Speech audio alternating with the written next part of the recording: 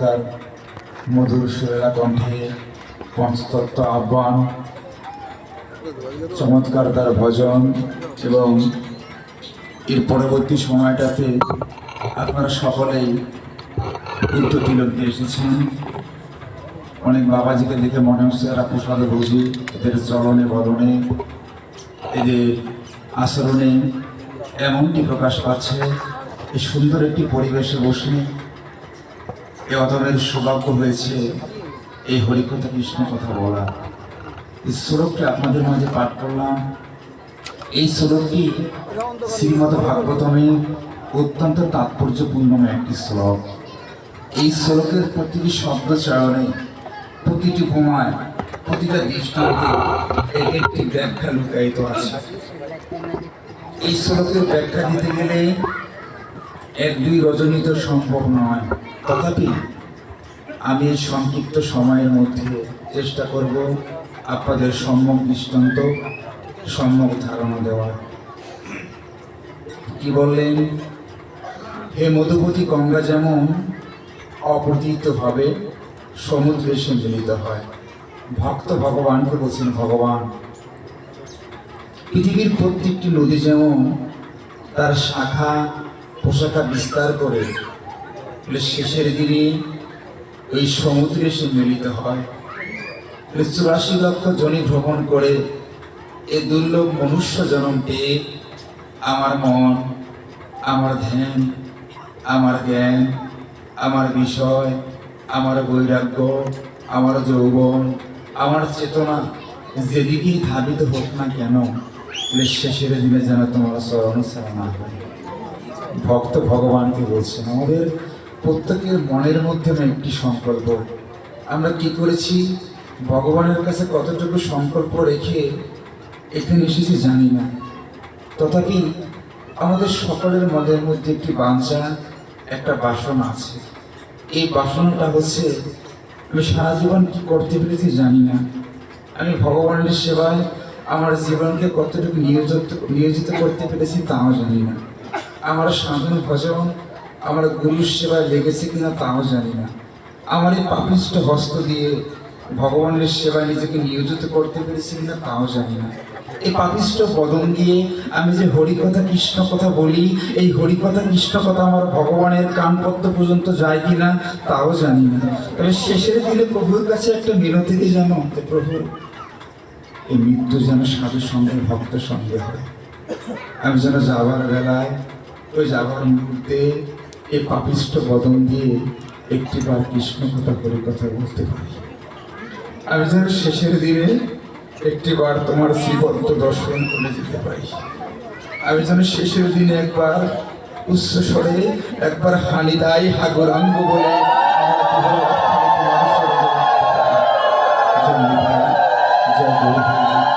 প্রত্যেকটা ভক্তের বাসনা, প্রত্যেকটা ভক্তের এটা বাসনা। সাউন্ডটা দাও বাবা, ব্যাক সাউন্ডটা দাও, অপারেটর ব্যাক সাউন্ডটা দাও। আমি সেট নিয়ে আসি নাই, বক্সে একটা ব্যাক সাউন্ড হবে অ্যাপসের মাধ্যমে। জয় রাধে। প্রত্যেকটা ভক্তের বাসনা এটা, প্রত্যেক ভক্তই চায় শেষের দিনে ভাবে যেতে। তাই ভক্ত ভগবানকে বলছেন ভগবান 84 লক্ষ জনি ভ্রমণ করে কি করতে পেরেছে জানি না, ওই শেষের দিনে যেন তোমার চরণ ছাড়া না। আমি যে কথা বরাবর বলি আপনাদের মাঝে আবারও বলে যাই, 84 লক্ষ জনি ভ্রমণ করে আমরা দুর্লভ মনুষ্য জন্ম পেয়েছি। বলে জীবের জীবনের সবথেকে দুর্লভ জন্ম হচ্ছে এই মনুষ্য জন্ম। যদি প্রশ্ন করা হয় এই জীবের জীবনের সবথেকে দুর্লভ সঙ্গ কোনটি, ভাগবত বললেন এই পৃথিবীতে জীবের জীবনের সবথেকে দুর্লভ সঙ্গ হচ্ছে এই মধুর ভক্ত সঙ্গ। যদি প্রশ্ন করা হয় এই পৃথিবীতে সবচাইতে বড় দুর্ভাগা ব্যক্তিকে, ভাগবত বললেন এই পৃথিবীতে সবচেয়ে বড় দুর্ভাগা সেই ব্যক্তি, একটু কম, আরেকটু অ্যাডজাস্ট করে সামনের সাথে, আরেকটু কম। এই পৃথিবীতে সেই ব্যক্তি বড় দুর্ভাগা, যিনি 84 লক্ষ জনি ভ্রমণ করে এই দুর্লভ মনুষ্য জন্ম পেয়েও, একটু কম বাবা, এই মধুর ভক্ত সঙ্গ থেকে বিচ্যুত হয়েছে। বলে তার মতো দুর্ভাগা পৃথিবীতে আর কেউ নেই। ভক্ত ভগবানকে প্রশ্ন করেন, ভগবান এই পৃথিবীতে সবচেয়ে বড় ভাগ্যবানকে? ভগবান বললেন, ভক্ত এই পৃথিবীতে সেই ব্যক্তি বড় ভাগ্যবান তাদের কৃষ্ণ কথা শুনলে, ভাগবত কথা শুনলে, হরি কথা শুনলে ওই শোনা মাত্রই তাদের চোখ দিয়ে বাড়ি ঝরে পড়ে। একটু কম এরা হচ্ছে এই পৃথিবীতে সবচেয়ে বড় ভাগ্যবান। যে ভগবান তুমি না বলেছো তুমি পৃথিবীর সব কিছু সহ্য করতে পারো, তবে ভক্তের চোখের জল সহ্য করতে পারো না। তুমি কেন বললে কৃষ্ণ কথা হরি কথা বললে যাদের চোখ দিয়ে বাড়ি ঝরে তারা বড় সৌভাগ্যবান? চলে এই পৃথিবীতে না আমি অজস্র জীবকে সৃষ্টি করেছি, ওরা হরি কথা শোনে, ওরা ভক্ত সঙ্গে যায়, ভাগবত সঙ্গে যায়, তবে সবার চোখ দিয়ে বাড়ি ঝরে না। কাদের ঝরে? ভগবান বললেন এই পৃথিবীতে যারা কৃষ্ণ নামে পাগল, যারা কৃষ্ণ প্রেমে পাগল, যারা কৃষ্ণের ধ্যানে পাগল, ওরা আমার কথা শুনলে একটা মুহূর্ত স্থির থাকতে পারে না। আমার নাম শ্রবণ মাত্রই ওদের চোখ দিয়ে বাড়ি ঝরে পড়ে। আচ্ছা ভগবান এই যে জীব, এই যে জীব নাম জপের আসরে যায়, কীর্তনের আসরে যায়, ভাগবতের আসরে যায়, তোমার নাম শ্রবণ মাত্রই কাঁদে, জীব কাঁদলে কি হয়? ভগবান কি বললেন জানো? ভগবান বললেন ওরে একটু বাবা, জীব যে কাঁদে তুমি জানো জীবের চোখের জল কোথায় যায়? তো কোথায় যায়? জীবের চোখের জল তো শুকিয়ে যায়, বলছে না জীবের চোখের জল শুকায় না। জীব যখন কৃষ্ণ নামে কৃষ্ণ প্রেমে কাঁদে, জীবের প্রতিটা ফোঁটা চোখের জল আমার পথে গিয়ে যাওয়া হয়। কেন জানো ভক্ত? আমার কাছে আসার পথ না অনেক বন্ধু, অনেক সংকটাপন্ন। এই পথে আসতে হলে না পথটা ভক্তির জলে ধুয়ে মুছে পরিষ্কার করে আসতে হয়, না হলে আসা যায় না। জীবী যখন কৃষ্ণ নামে কৃষ্ণ প্রেমে কাঁদে, জীবের প্রত্যেকটা ফোঁটা জল আমার পথে এসে জমা হয়, আর জীবের চোখের জলে আমার কাছে রাস্তার পথটা পরিষ্কার হয়ে যায়, আর জীবকে সহজে আমার কাছে আসতে পারে।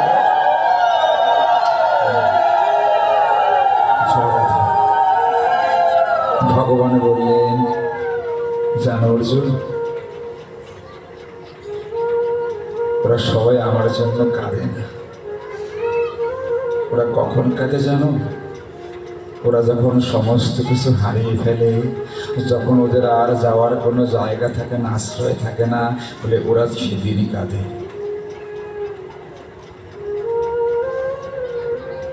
কৃষ্ণ নামে যাদের বাড়ি ঝরে, যাদের অশ্রু ঝরে, যারা একবার নিতাই নিতাই বলে কাঁদতে পেরেছে, যারা একবার গৌরকে আপন করতে পেরেছে, ভগবান বললেন ওর শেষের দিনে সবাই ওদেরকে পরিত্যাগ করলেও আমি পরমানন্দ গোবিন্দ ওদেরকে ছেড়ে যাই না। ভগবান বললেন এই পৃথিবীতে আমি অজস্র পাগল সৃষ্টি করেছি। কেউ অর্থের পাগল, কেউ বিদ্যের পাগল, কেউ নারীর পাগল, কেউ ধন সম্পত্তির পাগল, কেউ যৌবনের পাগল। এই পৃথিবীর সমস্ত পাগল শেষের দিনে সব হারিয়ে ফেলবে, কিন্তু যেই ব্যক্তি এই ৮৪ লক্ষ জড়ি ভ্রমণ করে দুর্লভ মনুষ্য জন্ম পেয়ে আমার গোবিন্দের প্রেমে, আমার গোবিন্দের নামে, আমার গোবিন্দের ধ্যানে, আমার গোবিন্দের প্রেমে পাগল হয়েছে, বলে শেষের দিনেও সব হারালেও আমার গৌর গোবিন্দের চরণ কখনো হারাবে না। যদি পাগল হতে হয় একবার গোবিন্দের প্রেমে পাগল হয়, যদি কাঁদতে হয় গোবিন্দের নামে কাঁদতে। বলছে কিভাবে কাঁদবো? বলছে বাবা এই কান্নাটা ভক্তির অশ্রুর একটা শ্বাসের, এটা সহজে আসে না।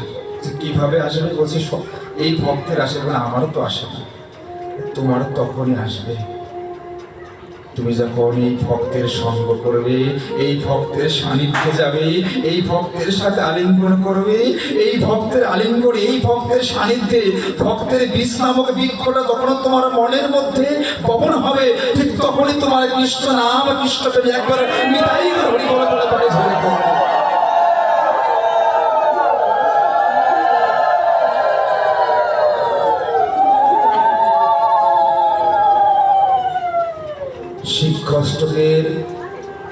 শিক্ষাষ্টকের প্রথম শ্লোকে বলেছেন তপ্ত বীর্জনম তপ্ত মার্জনম, চিত্ত দর্পণম মার্জনম। তোমার দেহরূপে চিত্তটাকে পরিষ্কার করো। কিভাবে পরিষ্কার করবে? যে বহিরঙ্গের ময়লাটা সাবান দিলে পরিষ্কার করা যায়, কিন্তু ভিতরে চিত্ত নামক দর্পণটাকে পরিষ্কার করবে কিভাবে? তখন আবার ব্যাখ্যা দিয়ে গেলেন মহাজনরা, বললেন ভক্তির 64 শাখা, তার মধ্যে সর্বশেষ শাখা হচ্ছে শ্রবণ। শ্রবণের মাধ্যমে ভগবানকে যত দ্রুত পাওয়া যায়, শ্রবণের মাধ্যমে সাধুর কৃপা যত দ্রুত পাওয়া যায়, ভক্তির অন্য শাখা এত দ্রুত পাওয়া যায় না। বলে শ্রবণম মঙ্গলম, সাধুর সঙ্গে গিয়ে সাধুর নিকটে গিয়ে একটিবার শ্রবণ করো, একটিবার সাধু সঙ্গ করো, একটিবার বৈষ্ণব সঙ্গ করো, একটিবার ভক্ত সঙ্গ করো।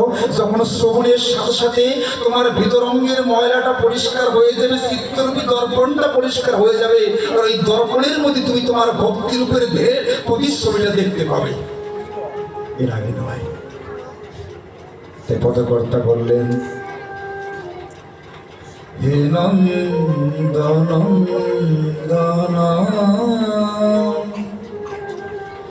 যশোদা জীবন, হে দামোদর, হে শ্রীমাধব, হে নন্দনন্দন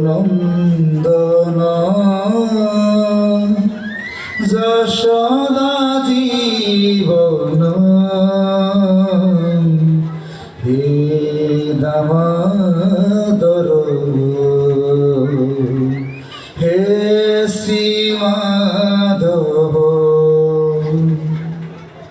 তব কথা মিতাম তপ্ত জীবন, ভুবরি মুন্দতে কল্পসপোধম। তব কথামৃতম তপ্ত জীবন, ভুবর মুন্দতে কলমসপোধম। হে নন্দনন্দন যশোদা জীবন, হে দামোদর, হে শ্রীমাধব। আজি আমার মত পাপী এই ত্রিভুবনে নাই, পাব কি তোমার কৃপা, হে বৈষ্ণব গোসাই। আজি আমার মত পাপী এই ভুবনে নাই, কবে পাব গো ওই চরণে ঠাই। হে নন্দনন্দন যশোদা জীবন, হে দামোদর, হে শ্রীমাধব।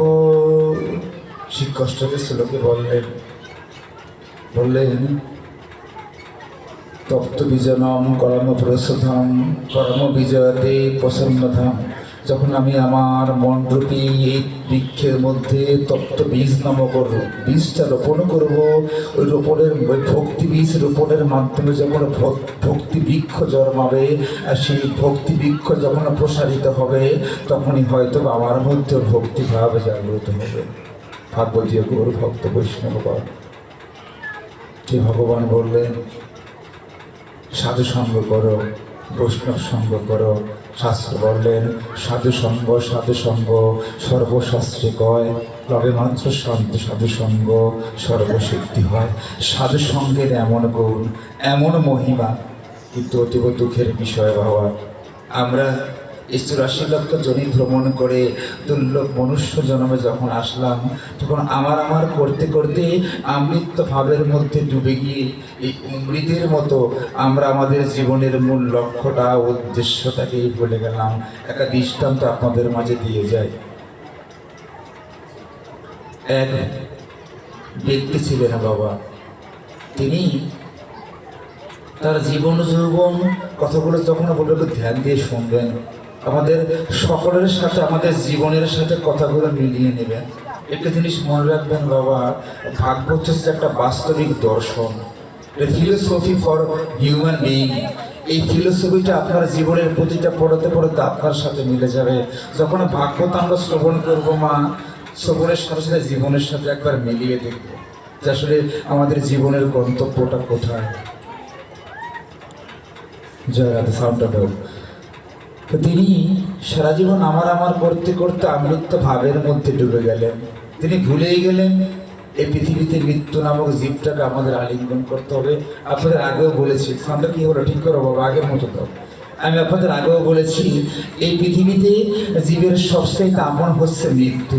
কারণ পৃথিবীর সবাইকে ডাকা লাগে, কিন্তু মৃত্যু কখনো ডাকা লাগে না। যে সময় মতো জীবের দ্বারে সে উপস্থিত হয়। একদিন সবাইকে তো মৃত্যুকে আলিঙ্গন করতে হবে। এই পৃথিবীতে সেই ব্যক্তি কখনো পাপ কার্যে লিপ্ত হয় না, যে সদা সর্বদা এই মৃত্যুকে স্মরণে রাখে। আজকের রাত্রটা আমাদের জীবনের সর্বশেষ রাত্র হতে পারে। যদি আগামীকাল সূর্যোদয় ভগবানের লিখে রাখেন, আমরা পাবো একটি সকাল। যদি না লিখে রাখেন, পাবো পরকাল।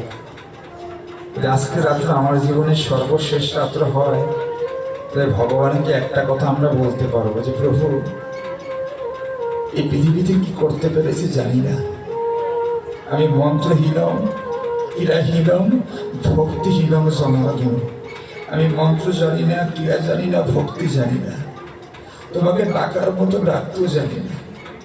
কিন্তু ভগবান, তুমি বলেছ এই পৃথিবীতে যে জীবের সর্বশেষ শ্রবণ হয় এই হরিনাম সংকীর্তন শ্রবণ। এই পৃথিবীতে যে জীবের সর্বশেষ সঙ্গ হয় এই মধুর ভক্ত সঙ্গ। আর বিদায় বেলায় যে জীবের দাদু সঙ্গে তিলক আর কণ্ঠে তুলসীর মালা থাকে, ও প্রভু, তুমি না যে নিজ হস্তে সেই জীবকে শেষের দিনে ঘাটা পার করে দাও। ও প্রভু, আমি জানি আমার এই পাপিষ্ঠ দেহ দিয়ে কখনো তোমার সাধন ভজন হয় নাই। আমি জানি আমি তোমাকে একবার বদন ভরে ডাকার মতো ডাকতে পারি নাই। কিন্তু প্রভু জানো, আমি গতকাল এই মধুর বৃন্দাবনে সেরকম মধুর ভক্তদের সাথে সঙ্গ করেছি। এই ভক্তের চরণ ধরে আমি বক্ষে মেখেছি, ভক্তের সাথে আলিঙ্গন করেছি, আর হরিকথা ভাগবতীয় কথা শ্রবণ করেছি, দাদু সঙ্গে তিলক পরিধান করেছি। আমি কি করেছি জানি না। তুমি বলেছ যে এই ব্যক্তি বিদায় বেলা দাদু সঙ্গে তিলক পরিধান করে আর কণ্ঠে তুলসীর মালা থেকে তুমি তাকে নিজ হস্তে পার করে দাও। এই কথাটা আমরা বলতে পারবো, মানে জীবের ভাগ্যে আবার কবে এমন মধুর ভক্ত সঙ্গে আসে জানি না। আমার বাবা খুব অসুস্থ, তার ওপেন হার্ট সার্জারি হবে, হাসপাতালে ভর্তি ছিলেন, 2 দিন পরে অপারেশন। যখন শুনলাম এখানে প্রবচনে আসতে হবে, আমি জানি না আমি আমার বাবার যে মুমূর্ষ অবস্থা, তার পরিণতি কি হবে। কিন্তু আমি ছুটে এসেছি এখানে কেন জানো মা? একমাত্র তিনিই রাখতে পারে। আমি জানি, আসার সময় বাবাকে বলে এসেছি, বাবা এসে দেখা হবে কিনা জানি, তবে আমি সাধুগুরু বৈষ্ণবের পদরেণু তোমার জন্য আনতে যাচ্ছি। কারণ ভাগবত বলেছে এই পৃথিবীতে পদরেণুর চাইতে জীবের জীবনের বড় কোনো ঔষধ নাই, কোনো চিকিৎসা নাই। আমি সেই ঢাকা থেকে শরীরপুর এখানে চলে এসেছি একমাত্র আপনাদের চরণ জুড়ি নেওয়ার জন্য। এখান থেকে চরণ জুড়ি নিয়ে আমার বাবার বক্ষে লিখে দিন, যদি ভগবান বাগিয়ে লিখে রাখেন। আমি বলেছি আমি সাধুগুরু বৈষ্ণবের কাছে গেলাম, যদি এদের কৃপা হয় হয়তো ভগবান তোমাকে রেখে যাবেন। এই পৃথিবীতে যা পিতার আমাকে বড় ভিক্ষুটা আছেন, তিনি জানেন তিনি কত রোদ থেকে সন্তানকে ছায়া দিয়ে রাখেন। আর যারা এই পিতার আমাকে বড় ভিক্ষুটা হারিয়ে ফেলেছে তারা জানেন সূর্যের কত তাপ। এখনো প্রবচন করে যখন বাসায় ফিরি সবাই ঘুমিয়ে যায়, কিন্তু মা বাবা তারা ঘুমায় না। মাঝে মাঝে রাগ হয়ে যায়, বাবা তুমি এত রোগী মানুষ আমার জন্য বসে আছো।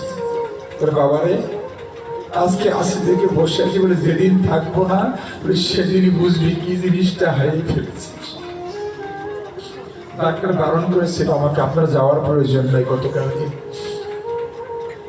আমি শুনি নাই, আমি জানি পৃথিবীর সমস্ত সমাধান সাধুগুরু বৈষ্ণবের পদরেণের মধ্যে আছে। কারণ ভক্তের কৃপা হলেই পরমানন্দের গোবিন্দের কৃপা হয়। আমি যদি একটা রাত্রে প্রবেশ করে ভক্তের চরণ ধরে নিয়ে যেতে পারি, আমি মনে করি এটাই আমার বাবার জন্য পরমানন্দ গোবিন্দের সবচেয়ে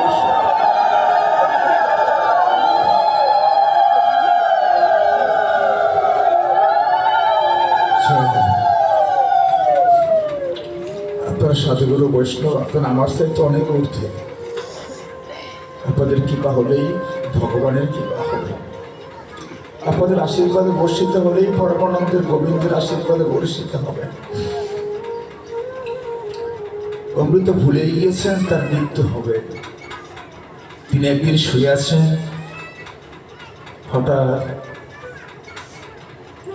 তিনি দেখতে পেলেন, তার ঘুম ভেঙে গেল, তিনি দেখতে পেলেন তার চোখের সামনে একটা বিভৎস রোগ দাঁড়িয়ে আছে। এটা আমাদের প্রত্যেকের জীবনের সাথে হয় বাবা, প্রত্যেকের, আমরা কেউ এর বাইরে নেই, প্রত্যেকের বাবা। তখন এখানে এসে আমি প্রতিবার একটা ব্যক্তির কথা জিজ্ঞাসা করি, তিনি হচ্ছেন প্রভাত সাহা, আমাদের এলাকার প্রভাত শাহ বাবাজি। আমাকে আগে প্রতি সপ্তাহে ফোন দিতেন, আমার খোঁজ খবর নিতেন। বিগত 2 বছর যাবৎ তার সাথে আমার কোনো যোগাযোগ নাই। আজ কিছু শুনলাম তিনি বিছানায় শুয়ে আছেন। তার ভাই, আমার ভেতরটা কষ্টে ভরে গিয়েছে। কারণ বাবা, এই ভক্তের সঙ্গে আসলে এক ভক্তের সাথে যে ভক্তের সম্পর্ক হয়, এটা হচ্ছে আত্মার সম্পর্ক। এই সম্পর্ক সাময়িক সময়ের জন্য নয়, এই সম্পর্ক জন্মান্তরের সম্পর্ক। রক্তের সম্পর্ক সামান্য স্বার্থের জন্য বিশ্বাসঘাতকতা করে, কিন্তু ভক্তের সাথে ভক্তের যে আত্মার সম্পর্ক হয় তা কখনো বিশ্বাসঘাতকতা করে না। এই সম্পর্ক জন্মান্তরের। তিনি ভুলে গিয়েছেন তার মৃত্যুকে আলিঙ্গন করতে হবে। হঠাৎ জেগে দেখলেন এক বিভৎস চেহারা যমরাজ দাঁড়িয়ে আছেন। কে তুমি? এখানে কি চাই, কেন এসেছো? অমৃত, আমি যমরাজ, তোমার সময় শেষ, তোমাকে নিতে এসেছি। কি বলছো? কোথায় যাব আমি? পড়া নেই, ক নেই, চলে এলে কোথায় যাব আমি তোমার সাথে? তুমি তোমার আপন ঠিকানায় যাবে। এটাই তো আমার ঠিকানা। হ্যাঁ, সুন্দর করে ঘরটা তৈরি করলাম, অ্যাপার্টমেন্ট তৈরি করলাম, স্ত্রী পুত্র পরিজন বন্ধনে আবদ্ধ করলাম, সুখের সংসার চলছে। আর এই সুখ তুমি আমাকে সহ্য করতে দিবে না, মাঝখান থেকে আমাকে নিয়ে যাবে? এটা হয় না যমরাজ। চলে যাও। চলে যাওয়ার জন্য তো আসি নাই, চলে যাওয়ার জন্য আসি নাই। তোমার সময় শেষ, চলো আমার সাথে অমৃত। ওটাই তোমার আপন ঠিকানা। তুমি যেখান থেকে এসেছো তোমাকে সেখানেই যেতে হবে। যমরাজ, আমাকে আর একটু সময় দেওয়া যায় না? আমরাও বলবো, আর একটু সময় দেওয়া যায় না? কত কথা, কত আশা, কত আকাঙ্ক্ষা, কত কর্তব্য কর্ম এখনো রয়ে গিয়েছে। বাবারা, এই পৃথিবীতে কেউ তার সমস্ত আশা পরিপূর্ণ করে যেতে পারে না। কিছু আশা, কিছু আকাঙ্ক্ষা রেখে যায়। আমরা এর বাইরে নই। একটু সময় দেওয়া যায় না আমাকে? একটু সময় দাও, আমার কিছু কাজ বাকি আছে, এই কাজগুলো শেষ করে আমি তোমার সাথে যাব। যমরাজ বলেন, ওরে তোমাকে রাখার সামর্থ্য আমার না, কারণ যিনি আমাকে পাঠিয়েছেন তিনি তোমার সমস্ত কিছু সম্পাদন করে রেখেছেন। অনেক দেরি হয়ে যাচ্ছে, চলো আমার সাথে। চলে যেতে হবে।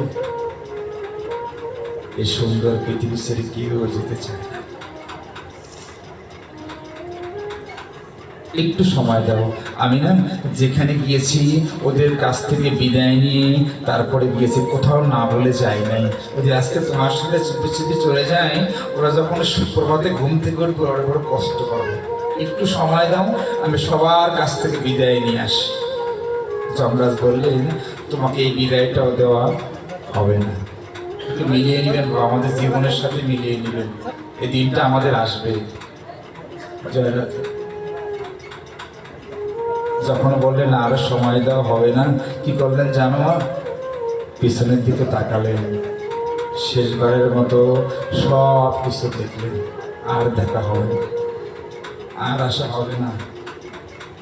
এই মনুষ্য জন্ম আবার জীবের ভাগ্যে আসে কিনা তাও জানি না। হ্যাঁ বাবা, দেবতারা পর্যন্ত ভগবানকে বলে, ভগবান যদি দেবতা না হয়ে মনুষ্য লোকে আসতে পারতাম, অতি সহজেই তোমাকে লাভ করতে পারতাম। আজ তোমাকে দর্শন করতে হলে আমাদের কোটি জন্ম তপস্যা করা লাগে। আর মানুষ একটু প্রাণ ভরে তোমাকে ডাকার মতো ডাকলেই তুমি তাকে দর্শন দাও। এই হচ্ছে মনুষ্য জন্ম বাবা। আমরা বুঝি না, এখনো বুঝলাম না কোন জন্মে আমরা এসেছি। তবে একটু সময় দেওয়া যায় না আমাকে? শেষবারের মতো দেখলেন, তাকিয়ে দেখে কাঁদতে কাঁদতে সাজানো গোছানো নিটটাকে ছেড়ে যমরাজের সাথে রওনা হলেন। গেলেন ভব নদীর পাড়ে। যমরাজ বলছেন, অমৃত, আমার দায়িত্ব এখানেই শেষ। তুমি থাকো। এই নদীতে একটা মাঝি আছে, ওই মাঝির যখন সময় হবে সে এসে তোমাকে পার করে দেবে। তখন অমৃত জানে না মাঝিটাকে দাঁড়িয়ে আছে। চলে গেলেন যমরাজ। অনেক সময় অতিবাহিত হয়ে গেল। তাকিয়ে দেখেন এত বড় একটা নদী, কিন্তু মাঝি মাত্র একজন। কখন সিরিয়াল আসবে, কখনই বা পার হবে। নদীর উপরে যাওয়ার জন্য বসে আছেন, উপরে যাওয়ার যে বড় ইচ্ছা, সময় আর আসে না। অমৃত দেখতে পেলেন তারপরে অনেকে এসে তারা পার হয়ে যাচ্ছে, কিন্তু তাকে না মাঝি এসে পার করছে, তার সামনে দিয়ে চলে যাচ্ছে। মনে মনে চিন্তা করছেন, দেখি তো আমার পরিচিত কাউকে দেখতে পাচ্ছি কিনা। চারদিকে তাকিয়ে দেখেন তার আপন পরিচিত সত্তা বলতে আশেপাশে কেউ নাই, সবাই দাঁড়িয়ে আছে, কিন্তু সবারই একটা তারা, কতক্ষণে ওই নদীটা পার হবে। অনেক সময় অতিবাহিত হয়ে যাওয়ার পরে তিনি দেখেন মাঝি ভাই তার কাছে আসে না। নিজ থেকে বিরক্তি বোধ করে হাঁটতে হাঁটতে ঠিক তার সম্মুখে দাঁড়িয়ে দূর থেকে বলছেন, মাঝি ভাই, মাঝি ভাই, সে কখন থেকে দাঁড়িয়ে আছে, চোখের সামনে কত কত ভক্তকে তুমি নিজে হস্তে পার করে দিলে, ওই আমাকে তো একটি বার ডাকলে না? আমার জন্য কি তোমার বিন্দু পরিমাণে দয়া হয় না, মায়া হয় না? একটু পার করে আমাকে, আমার উপরে যাওয়ার খুব শখ। যখন বারবার ডাকছেন, সামনে এসে দাঁড়ালেন। দাঁড়িয়ে বলছেন, তুমি যে যাবে, তোমার কাছে কি এই খেয়া পারাপারের মাধুপুরি আছে, দক্ষিণ আছে? সমস্ত শরীর হাতিয়ে দেখলেন তার সমস্ত ঝোলাটাই ফাঁকা, কিছুই নিয়ে আসতে পারে নাই। মাঝি ভাই, আমি তো জীবনে অনেক উপার্জন করেছি, অনেক কিছু করেছি, কই কিছুই কি আমি নিয়ে আসতে পারি নাই? মাঝি ভাই বললেন, কি জানো মা, তুই উপার্জন করেছ, তুমি যে উপার্জন করেছ বা তামসী কথা। ওই উপার্জন তুমি ওখানেই রেখে এসেছো।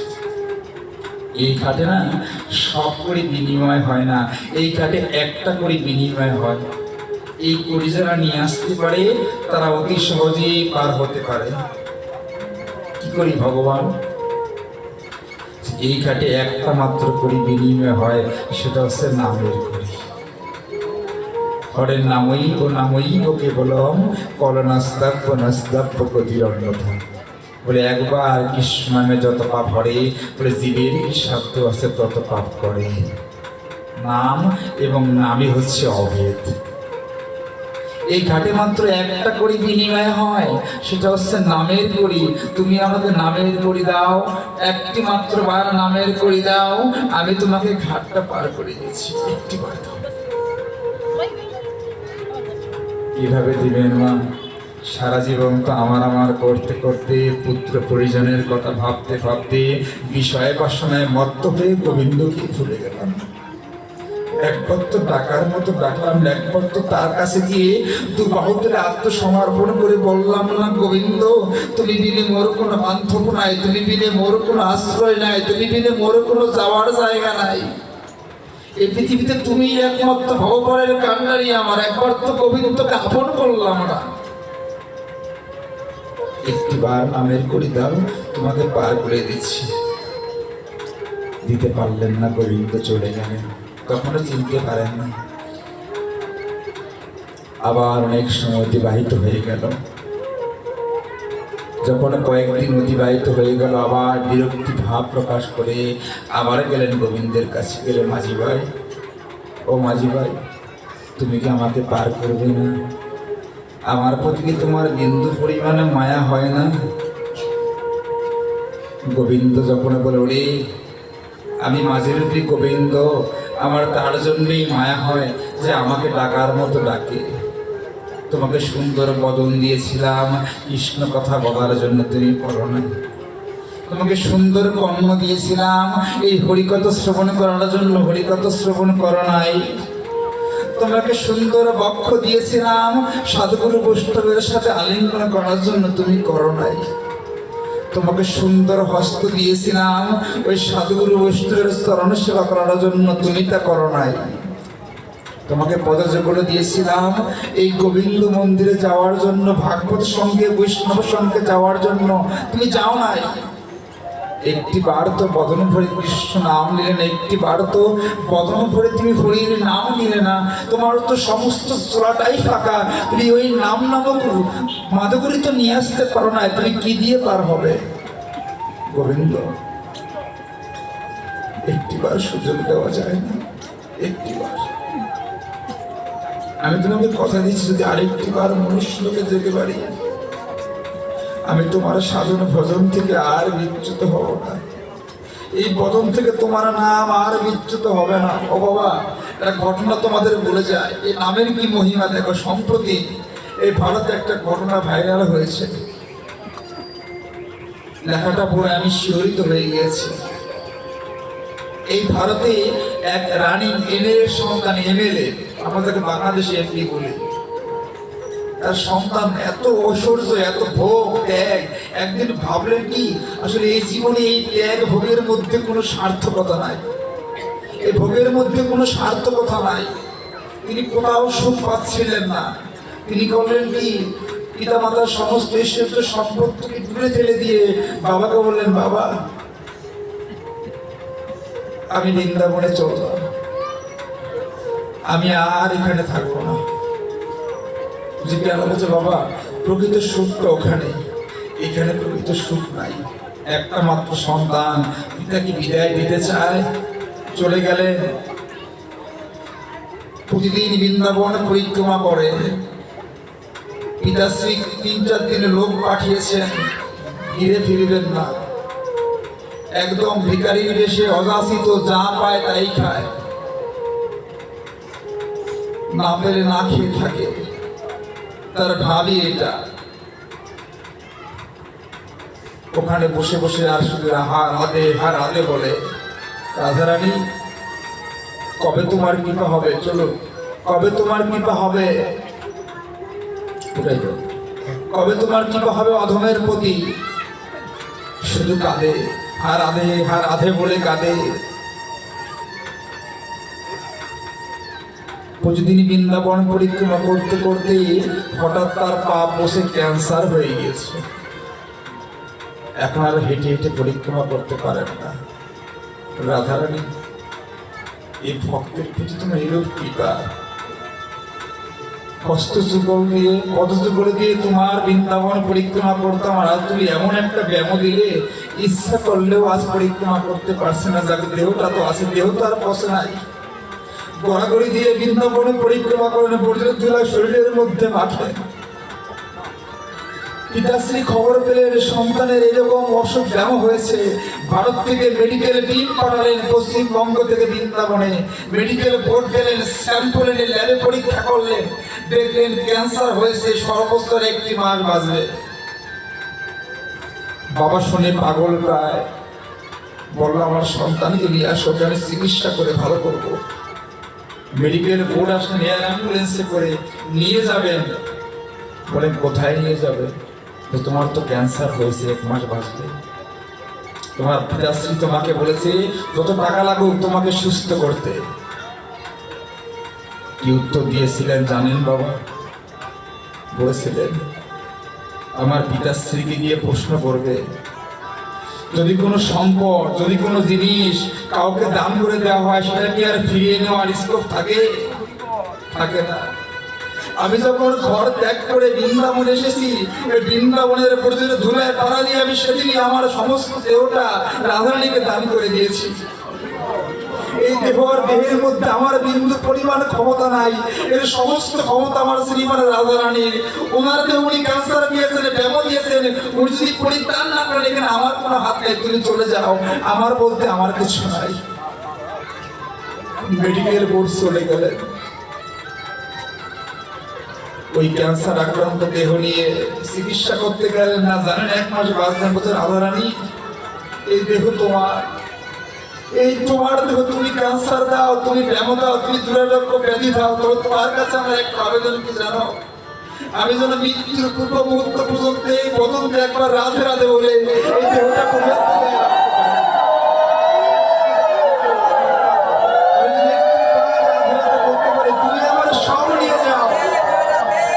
তুমি আমার সব নিয়ে যাও, কিন্তু আমার বদনের শক্তিটা তুমি বন্ধ করো না।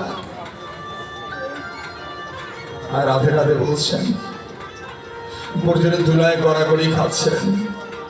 শুনলে অবাক হয়ে যাবেন বাবা, অত্যন্ত আশ্চর্যের বিষয়। 1 মাস, 2 মাস, 6 মাস, 1 বছর পেরিয়ে যায়, লোকটি মারা যায় না। বরঞ্চ বৃন্দাবনের বর্জ্যের ধুলা লেগে ওর সমস্ত পা ভালো হয়ে ক্যান্সার থেকে চিরতরে মুক্তি হয়ে গিয়েছিলেন।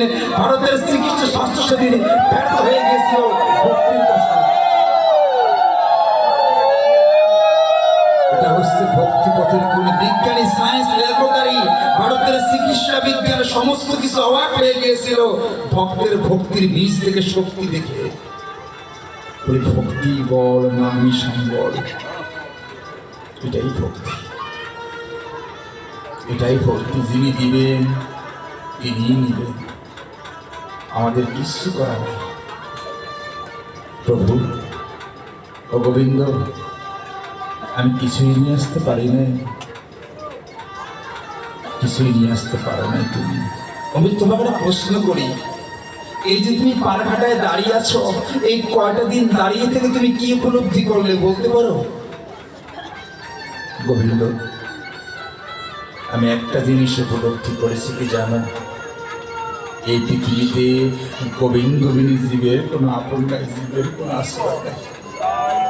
গোবিন্দ, যাদের কথা ভাবতে ভাবতে জীবন যৌবনে দিয়ে দিলাম, যার কথা চিন্তা করতে করতে নিজের সমস্ত সুখ বিসর্জন দিয়ে দিলাম, জানো গোবিন্দ, আমি যখন মারা গিয়েছি আমার সেই সবচেয়ে কাছের আপন বস্তু আমার সন্তান, ও আমাকে ঘর থেকে বের করার জন্য সবচেয়ে বেশি ব্যস্ত হয়ে পড়েছিলেন।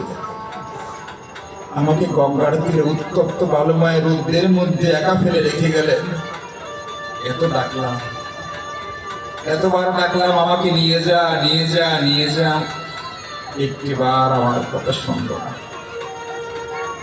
স্ত্রী, যাকে 7 পাক প্রদক্ষিণ করে আমি আমার অর্ধাঙ্গিনী করেছিলাম, ও সামান্য সময়ের ব্যবধানে আমার সাথে সিঁদুরের সম্পর্কটাকে ছিন্ন করে ও পর্যন্ত আমাকে ফেলে চলে গেল। ও গোবিন্দ, কাদের জন্য করলাম, কাদেরকে ভালোবাসলাম, কাদেরকে ডাকলাম? আজকে তো পারঘাটা কেউ আমার সাথে আসলো না, একমাত্র তুমি এই ভক্তের জন্য দাঁড়িয়ে আছো প্রভু। তুমিই তো বলেছ পৃথিবীর সমস্ত দরজা বন্ধ হয়ে গেলেও জীবের জন্য তোমার দরজা কখনো বন্ধ হয় না। পৃথিবীর সকলেই জীবকে পরিত্যাগ করে দিলেও শেষের দিনে তুমি তোমার জীবকে পরিত্যাগ করো না। আজকে সবাই আমাকে পর করে দিয়েছে, সবার দরজা বন্ধ হয়ে গিয়েছে, যদি তোমার দরজা আজকে বন্ধ হয়ে যায় আমি গোবিন্দ কোথায় গিয়ে দাঁড়াবো?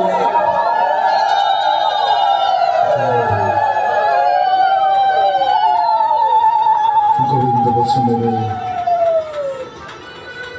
এই পৃথিবীতে সবাই তোকে পরিত্যাগ করে দিলেও শেষের দিনে যে একবার দু বাহুতে আত্মসমর্পণ করে আমাকে একটিবার বলতে পারে গোবিন্দ তুমি বিনে মোর কোনো আশ্রয় নাই, গোবিন্দ তুমি বিনে মোর কোনো যাওয়ার জায়গা নাই, সবাইকে আমি পরিত্যাগ করে দিল, তাকে আমি কখনো পরিত্যাগ করি না। কিন্তু বাবা যদি মনে করেন শেষের দিন একেবারেই বলবেন, সম্ভব নয়। কেন জানো বাবা? কারণ ভগবান না মৃত্যুর প্রাককালে আমাদের মুখের জবটা পর্যন্ত বন্ধ করে দেন, আমরা কথা বলতে পারি না।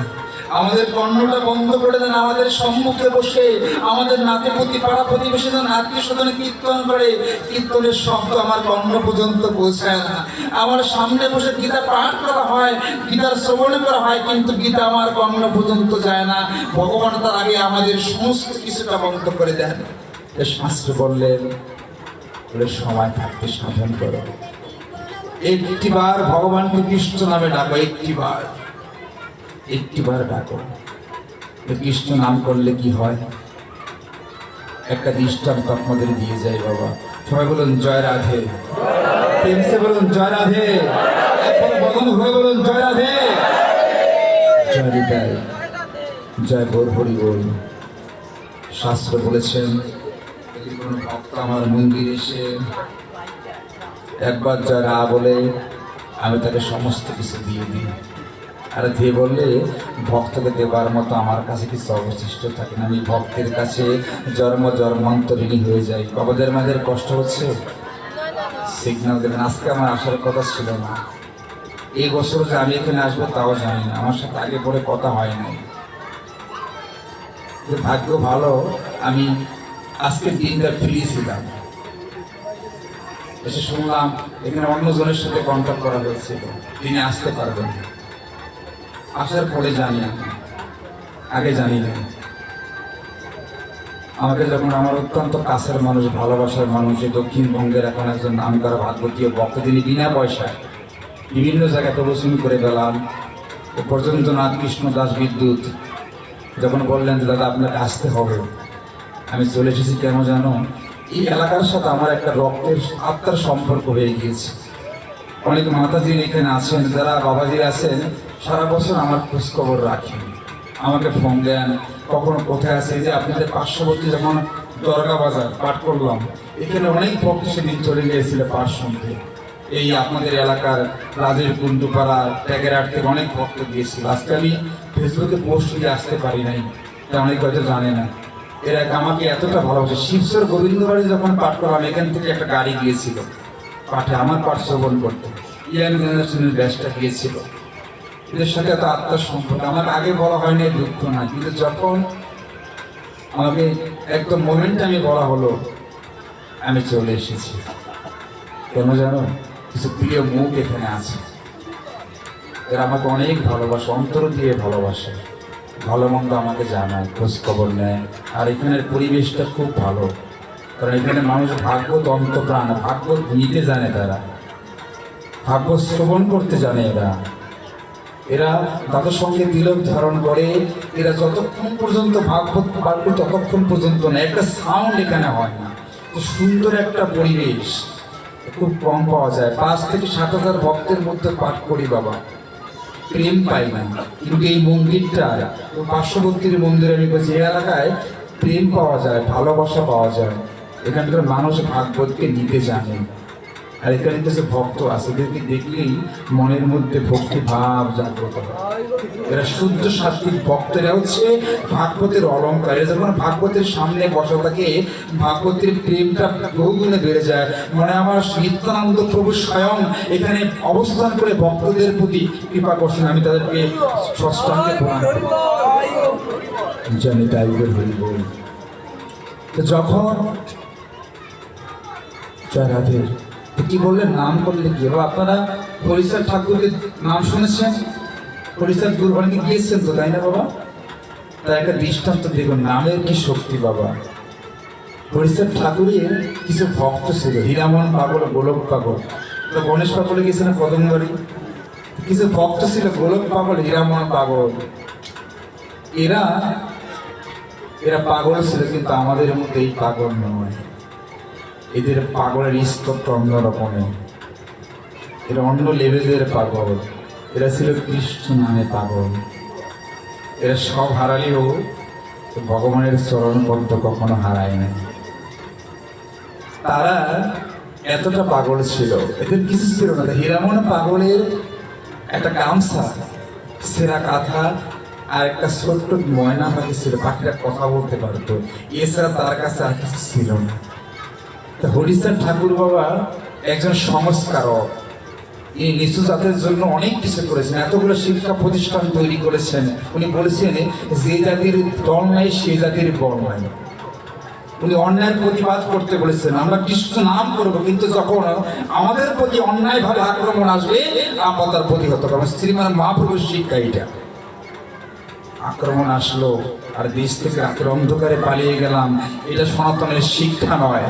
এই জননী জন্মভূমিস্থ সরকার লোকই করি আসি, মা মাতৃভূমি স্বর্গের চাইতে শ্রেষ্ঠ। আপনি চলে যাবেন আপনারা চিন্তা করে, কিন্তু যে মন্দিরটাকে রেখে গেলেন, এই মন্দিরের গতি কি হবে একবার কি ভেবেছেন? অন্যায়ের প্রতিবাদ করতে আমাদেরকে শিখতে হবে। আর কি করতে হবে? প্রত্যেকটা সন্তানকে ধর্ম শিক্ষায়, বেদের শিক্ষায়, গীতার শিক্ষায় শিক্ষিত করতে হবে।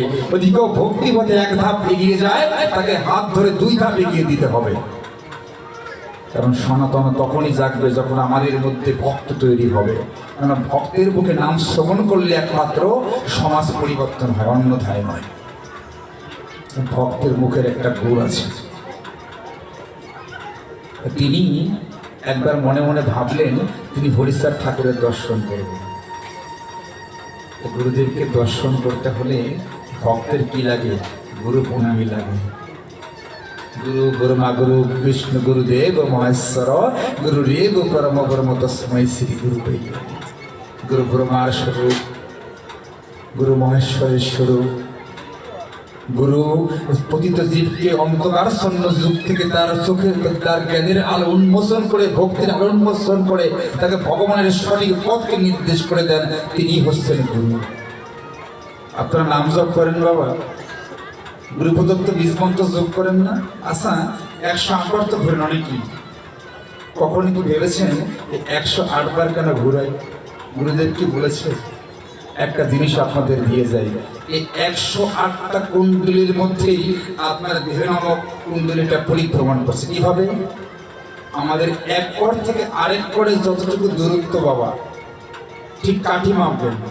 কাঠি মাপার পরে একটা করে কর গুনবেন, যখন আরেক করে যাবেন যতটুকু ডিস্টেন্স একটা করে কাঠি মাপবেন। মেপে ওই 108টা করে সহজ, একদম সহজ করে সুন্দর করে সাজিয়ে রাখবেন একটার পরে একটা। এরপরে দেখবেন ওই 100 কাঠির 108টা কাঠির আয়তন যেমন, আপনার দেহের ভান্ডারের আয়তন ঠিক তদ্রুপ, এর থেকে 1 ইঞ্চিও বেশি নয়। এখানে পরিভ্রমণ করা মানে দেহের ভান্ডারটাকে পরিভ্রমণ করা। যা আছে বিশ্বব্রহ্মাণ্ডে তা আছে আমার দেহের ভান্ডার। উন্মোচন করতে হবে, খুঁজে বের করতে হবে। আর খুঁজে বের করার জন্যই গুরুদেব কর্ণের মধ্যে বীজ মন্ত্র দিয়েছে। কেউ নিত্যানন্দ পরিবার, কেউ অদ্বৈত পরিবার, কেউ গতধর পরিবার, কেউ ঠাকুর মশাই পরিবার। প্রত্যেকের গুরুভেদে পরিবারগুলিও বৈষ্ণব, হ্যাঁ, কেউ ভ্যাগধারী বৈষ্ণব, কেউ শক্তি মন্ত্রে দীক্ষিত, কেউ চাতুর্বর্ণ আশ্রিত আশ্রিত। এরকম অনেক পদ ভগবান আমাদেরকে দিয়েছে। জয় রাধে। তিনি যখন গুরুদেবকে দর্শন করতে কিছু প্রণামী নিয়ে যেতে হয়। কেঁদে কেঁদে বলছেন, প্রভু গো, আমি এমন এক ভক্ত, তোমাকে দর্শন করব, আমার কাছে কোনো প্রণামী নেই, আমি তো প্রণামীর পাগল নই, কি নিয়ে তোমাকে দর্শন করব? তোমাকে তো দেখলে কিছু দিতে হয়। আর হরিচাঁদ ঠাকুরের একটা অভ্যাস ছিল বাবা, উনি যাকে দেখতেন তাকেই বলতেন হরি বল। যাকে দেখতেন বলতেন হরি বল। কারণ কারণ হরিনাম কিনে জীবের কোনো গতি নাই, গতি নাই, গতি নাই। যখন সেই জীবকে দেখতেন বলে একটি বার হরি বল, একবার টেন্সে হরি বল, হরিবিনে তোর কোনো গতি নাই। জয় রাধে। এমন করেন তো তিনি হঠাৎ করে এমন পাগল চিন্তা করছেন, আমার তো একটা ময়না পাখি আছে, ও না হরিবল বলতে পারে। দেখুন, হ্যাঁ, একটা ছোট্ট টিয়া পাখি, ময়না পাখি খাঁচার মধ্যে আটকে রাখলো, বদন দিয়ে হরিবল কথাটা ফুটলো। আর আমি মনুষ্য লোকে এসে এই সুন্দর বদন দিয়ে আমার মুখ দিয়ে একটি বার হরিবল কৃষ্ণ কথা ফুটলো না। আমি কতটা পতিত ভাবলেন। ঠাকুর যেহেতু যাকে দেখেন তাকেই বলেন হরিবল, এই হরিবল বলা পাখিটা আমি ঠাকুরের জন্য নিয়ে যাব। কিভাবে নেবেন? নেওয়ার মতো তো খাসা তার কাছে নাই। ওর ছোট্ট একটা মাটির কলস ছিল, যেখানে জল পান করতো। করলো কি, ওই ছেঁড়া গামছাটা দিয়ে ওই কলসের মধ্যে পাখিটাকে ভরে সুন্দর করে আটকিয়ে ও রওনা করলো হরিচাঁদ ঠাকুরের গৃহের দিকে। হরিবল হরিবল বলছেন আর হাঁটছেন। হাঁটতে হাঁটতে যখনই হরিচাঁদ ঠাকুরের গৃহে গেলেন, তাকে হরিচাঁদ ঠাকুর বসে আছেন। দূর থেকে প্রণাম করলেন। প্রণাম করার পরে হরিচাঁদ ঠাকুরকে বলেন, ঠাকুর আমি এমন এক পাগল, কেউ তোমাকে রাজভোগ দেয়, কেউ বস্ত্র দান করে, কেউ তোমাকে অর্থ দান করে, কিন্তু আমি এমন এক পাগল, তোমাকে দেবার মতো আমার কাছে কিছু নাই। তবে তোমার দক্ষিণা স্বরূপ আমি ছোট্ট একটা ময়না পাখি যে, জানো ঠাকুর, যেখানে জীব মানুষ হরি কথা বলে না, এটা ছোট্ট পাখি যেন হরিবল বলতে পারে। যখন বলেছেন ছোট্ট পাখিটা হরিবল বলতে পারে, হরিচাঁদ ঠাকুর আনন্দ আর ধরে না, বলছে দাও একটু দেখবো, একটু দাও আমাকে। যখন এই কথা বললেন, ও ওই গামছাটা খুলে যখনই ভিতরে হাত দিয়ে উঠালেন, দেখলেন পাখিটা না দম বন্ধ হয়ে মরে গিয়েছে। যখনই দেখলেন পাখিটা মরে গিয়েছে, হরিচাঁদ ঠাকুরের চরণ চুপুরে জড়িয়ে ধরে কাছে পড়ল, এমন ভাগ্য তুমি কেন আমাকে দিলে? আমি যে গুরুপদ অপরাধী হয়ে গেলাম, তোমাকে প্রণাম করলাম, তোমাকে দক্ষিণে দিতে পারলাম না। ঠাকুর পাখিটা মরে গিয়েছে এই কথা বলে কি কান্না, হরিচাঁদ ঠাকুরের পা ধরে গড়াগড়ি খাচ্ছে। ঠাকুরের খুব মায়া হলো। ঠাকুর বললেন কি, ওরে হরিনামের প্রতি বিন্দু পরিমাণে বিশ্বাস নাই? যে কেন ঠাকুর? ওরে হরিনামের ফলে এই ভবনদী পর্যন্ত পার হওয়া যায়। হরিনাম কর্ণে শ্রবণ করলে বায় পর্যন্ত কথা বলে, আর তুই কিনা বলছিস তোর পাখিটা মারা গিয়েছে হরিবল বলতে পারবে না। যদি তোর হরিনামের মধ্যে প্রেম থাকে, ভক্তি থাকে, জোর থাকে, তুই একটিবার এই পাখির কর্ণে গিয়ে হরিবল বল। তো হরিনামের মধ্যে ভক্তি থাকলে এই মরা পাখিটাও হরিবল বলতে পারবে। যখন এই কথা বললেন, যখন এই কথা বললেন, হরিচাঁদ ঠাকুর বলা মাত্রই হীরামন পাগলের জন্য বিশ্বাস হলো না। আমি এত বড় ভক্ত হয়েছি যে আমি হরিবল বললেও জেগে যাবে। তারপরে মনের মধ্যে বিশ্বাস নিয়ে, ভক্তি নিয়ে, পাখিটা মুখের সামনে নিয়ে ওর কর্ণের সামনে গিয়ে দুইবার তিনবার বললেন, হরিবল হরিবল হরিবল। যখন তিনবার হরিবল বলেছে, ওই হরিবলের শব্দ কানে যাওয়া মাত্রই ওই পাখিটাও হরিবল হরিবল হরিবল।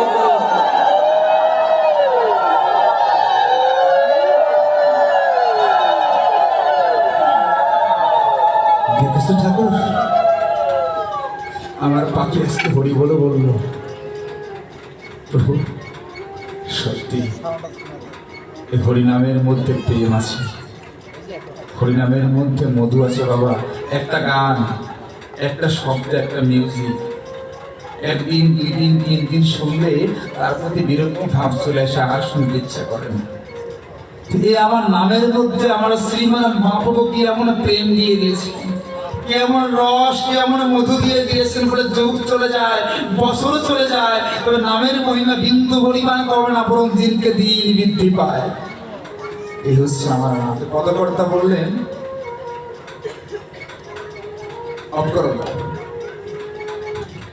আমি কেন বা ভবে এসেছিলাম ওই বৈষ্ণব চরণ না বুঝিলাম কেন বা ভাবে এসেছিলাম বৈষ্ণব চরণ না বুঝিলাম কেন বা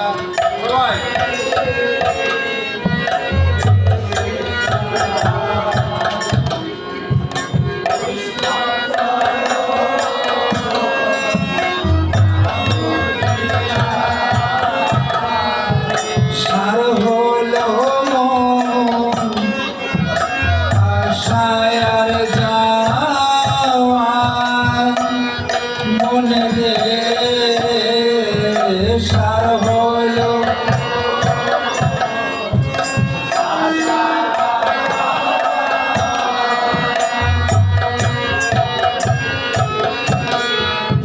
বৈষ্ণব চরণ ভজব বলে জনম নিলাম হয় মানব কহরে বৈষ্ণব চরণ বৈষ্ণবের স্তবন যদি ভক্ত এমন জীবন তোমার জীবনে নাও আসতে পারে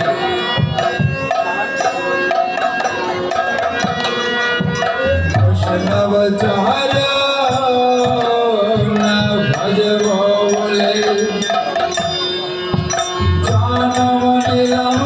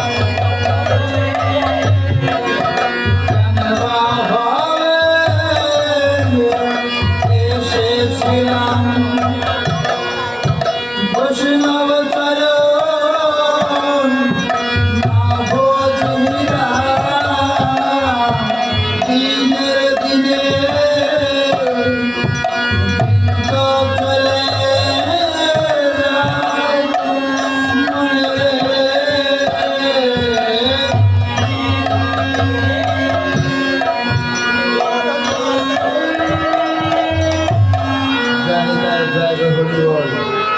কি বলে? বলে আমার দিনের দিনে দিন চলে যায় মিশিরা পূজনে, এমন সাধুগুরু বৈষ্ণব সঙ্গ হলো না জীবন। সেদিন পাঠ করতে যাওয়ার সময় হঠাৎ দেখলাম এক রাস্তার পাশে একটা কবরস্থান। সেই কবরের লেখাটা দেখে আমি ড্রাইভার বললাম, ড্রাইভার একটু থামাও। তিনি থামালেন, থামিয়ে পিছনের দিকে গেলাম। বাবা লেখাটি পড়ে আমার আসলে এখন অনেক উপলব্ধি জাগে, এখন হৃদয় স্পর্শ করে। লেখাটি ছিল এরূপ, হে পথিক দাঁড়াও, একদিন আমি ছিলাম তোমার মতো, একদিন তুমিও হবে আমার মতো। বাবাজিরা, এটাই বাস্তবিক। এই পৃথিবীর পরম সত্য হচ্ছে মৃত্যু, এটাই সত্য। আজ তোমার 10 তলা 20 তলা বিল্ডিং থাকতে পারে, কিন্তু ভুলে গেলে চলবে না ধনী গরিব নির্বিশেষে আমাদের সবার সর্বশেষ তলা হচ্ছে এই তুলসী তলা, যেখানে তোমাকে আমাকে সবাইকে একদিন আসতে হবে। এর চাইতে পরম সত্য জীবের জীবনে আর কিছু নাই। আমাদের আশেপাশে বাবা অনেক শ্মশান আছে না? এরা অনেকেই চলে গিয়েছেন আরো আগেই। হয়তো তারা একদিন এখানে বসে এই ভাগবতীয় কথা হরিকথা শ্রবণ করেছে। আজ আমরা আছি, এমন দিন আসবে মা এখানে আমরা কেউ থাকবো না, কিন্তু এই মন্দির থাকবে, এখানে আরেকজনে বসবে, এখানে অন্য কেউ বসে পাঠ শ্রবণ করবে। আজকে তাদের মন চলে যায় ভাগবতে, তারা ওই শ্মশানে বসে এরাও চায় ভাগবত কথা হরি কথা শ্রবণ করতে, এরাও চায় সাধুগুরু বৈষ্ণবের সাথে এসে একটু আলিঙ্গন করতে, কিন্তু এরা সেই ভাগ্যহীন হয়ে গিয়েছে। ভগবান বলেছেন, জানা অর্জুন, আমার কাছে না জীব 2 বার মারা যায়। বলছে কেমন? জীব একবার মরে, জীব যখন তার লীলা সংবরণ করে আমার কাছে চলে আসে। জীব আরেকবার মারা যায় তার নিজের অজান্ত। যে কখন? যে এই সুন্দর বদনে দিয়ে একটিবার বদন দিয়ে কৃষ্ণ কথা হরি কথা বলে না, ওই জীব আমার কাছে মৃত বলে পরিগণিত হয়, ও আমার কাছে মৃত। বাবারে, একটিবার হরি ভজন করো, একটিবার হরি কথা কৃষ্ণ কথা বলো। পদকর্তা বললে, আরে কতকাল গিরিধারিলা আড়ালে আড়ালে রবে, তুমি আড়ালে আড়ালে রবে, নয়নের জল ঝরে অবিরত, নয়নের জল ঝরে অবিরত, সান্ত্বনা দেবে কি কবে গিরিধারীরা আড়ালে আড়ালে রবে, তুমি আড়ালে আড়ালে রবে। তিনি আড়ালে বসে আছেন, তিনি আড়ালে বসে আছেন, কিন্তু আমরা তাকে ডাকি না, তাই তিনি আমাদের কাছে আসেন। যদি একটিবার ডাকার মতো ডাকা যায়, তিনি সত্যি আমাদের কাছে ছুটে আসতেন। এবার সর্বশেষ দৃষ্টান্তে ভাগবত বিশ্রামে যাব। কি বললেন? প্রতি মুগ্ধ হতদলকা কঙ্গে বুঝার মদন্মতি। শেষ দৃষ্টান্ত, টেমসে বলুন জয় রাধে, একবার বদন হয়ে বলুন জয় রাধে, টেমসে বলুন জয় রাধে। জয় নিতাই বলে, আমার এমন ভাগ্য কবে গো হবে, আবার কি এমন মধুর ভক্ত সঙ্গ হবে? শাস্ত্র বললেন, ভক্ত আমার মাতা পিতা, ভক্ত আমার গুরু, তাই তো ভক্তের নাম দিয়েছে বাঞ্ছা কল্পতরু। এমন সঙ্গ আমার কবে হবে? জয় রাধে। বলছে, আমার একানিষ্ঠ মধ্যে যেন নিরন্তর তোমাতে আকৃষ্ট মায়েরা শেষ পর্যায়ে। আর কিছুক্ষণ পরেই নিত্যানন্দের হাতটা ভেঙে যাবে, নামযজ্ঞ শুরু হবে। পরিক্রমার মধ্য দিয়ে এই মধুর সপ্ত দিবস ভাগবত পাঠ বিশ্রাম হয়ে যাবে। সুখদেব গোস্বামী পাদ পরীক্ষিতকে এখান থেকে বিদায় নেবেন। সামনের বছর আবার এই সঙ্গে বসে এই ভাগবতীয় হরিকথা শুনতে পারবো কিনা জানি না। যেহেতু আজকে রাত্রটাই এই বছরের মতো সর্বশেষ ভাঙ্গতি রজনী, তাই আমরা এখানে ভক্ত ভগবানের মিলনে গিয়ে বিশ্রামে যাব। কি বললেন, আমার একনিষ্ঠ মধ্যে যেন তোমার আকৃষ্ট হয়। কার মধ্যে আকৃষ্ট হয়েছিল হয়তো আপনারা অনেকেই শুনেছেন, আজ আপনাদের মাঝে আবারও বলে যায়। অত্যন্ত মার্মিক একটা কাহিনী, যেটা বললে নিজেকে ধরে রাখা যায় না, এত মার্মিক। ভক্ত সুরদাস নামে ভগবানের এক ভক্ত ছিল। ভক্ত সুরদাস জন্ম থেকে অন্ধ ছিলেন, চোখে দেখতে পেতেন না। আমাদের তো চক্ষু আছে বাবা, ইচ্ছা করলেই রাধা মদনকে দর্শন করতে পারি, তাই না? মায়েরা একটা জিনিস খেয়াল করবেন, প্রতিদিন কিন্তু আমাদের এই প্রতিমাকে একরকম দেখা যায় না। কখনো লক্ষ্য করেছে প্রতিমার দিকে তাকালে মনে হয় প্রতিমা হাসতেছে, মাঝে মাঝে মনে হয় তার বদনে কালো মেঘ নেই, এরকম লাগে না বাবা? ভক্তের দুইটা চক্ষু, বুঝতে পেরেছি। ভক্তের চক্ষু কয়টা বাবা? দুইটা। একটা হচ্ছে চর্মচক্ষু, একটা হচ্ছে জ্ঞান চক্ষু। জ্ঞান চক্ষু দিয়ে আমরা দেখি যে মাটি দিয়ে তৈরি। কবিগুরু বলেছেন, পুতুল পূজা করে না হিন্দু, কাঠমাটি দিয়ে করা, মিনময়ী মাঝে চিন্ময় হয়ে যায় আত্মহারা। ওটা দেখতে মাটির মূর্তি। যখনই পুরোহিত মহাশয় তার মধ্যে প্রাণ প্রতিষ্ঠা করেন, তখন স্বয়ং ভগবান তার মধ্যে বিরাজমান থাকেন। এই পৃথিবীতে একমাত্র আমরাই সেই ভাগ্যবান জাতি, যারা আমাদের প্রদত্ত মন্ত্রের মাধ্যমে আমার ভগবানকে ওই মাটির মূর্তির মধ্যে স্থাপন করতে পারি এবং আমরা দেখতে পারি তিনি আমার সামনে দাঁড়িয়ে আছেন। এর সাথে বড় ভাগ্য হতে পারে। সত্য যুগে ভগবানকে দেখা যেত না, যজ্ঞের মাধ্যমে আহুতি দিয়ে ভগবানকে আবেদন করা হতো। আর ভগবান আমাদের সেই ঋষিরা আমাদেরকে শুধু ভগবানকে দেখার জন্য, তার আকৃতি থেকে আমাদের কাছে উন্মুক্ত করার জন্য ধ্যান করে এই সহজ সুযোগ আমাদেরকে দিয়ে গিয়েছেন। আর সেই দৃশ্যমান ভগবানকে আমরা বিশ্বাস করি না, সাকার ভগবানকেই অনেকে বিশ্বাস করতে পারি না। তা আমাদের মতো দুর্ভাগা পৃথিবীতে আর কেউ নাই। We proud of my religion, আমরা আমার ধর্মের জন্য গর্বিত। আমরা সনাতনী জাতি, এত সুন্দর একটা ভগবান ধর্ম আমাদেরকে ভগবান দিয়েছে। তাকে দেখবেন না, যখন দেখবেন ভগবানের বদনী কালো মেঘের ছটা, তখন আপনার বিপদ আসন্ন। আর তখন দেখবেন হাসি মাখা বদন, আপনার সুসময় নিকটে। এটা ভক্তরা বুঝতে পারেন।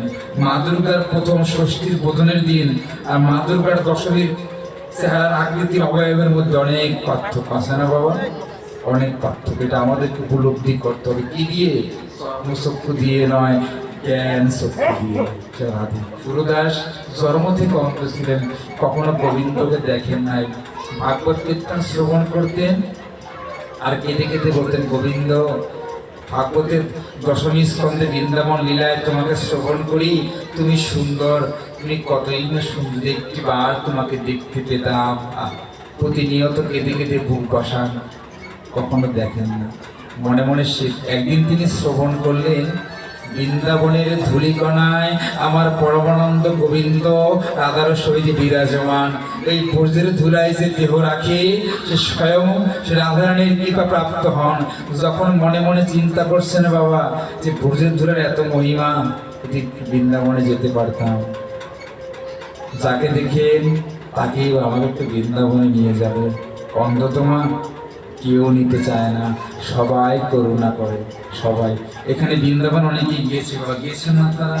অনেকেই যান নাই, অনেকে মায়াপুরে গিয়েছেন, অনেকে যান নাই। বাংলাদেশের নাঙ্গল বন্দর মেদুষ্মণির আশ্রম, এই চন্দ্রনাথ অনেক আছে, আমাদের অনেক শক্তিপীঠ বাংলাদেশে আছে। আমরা অনেকেই গিয়েছি, অনেকে যাই নাই।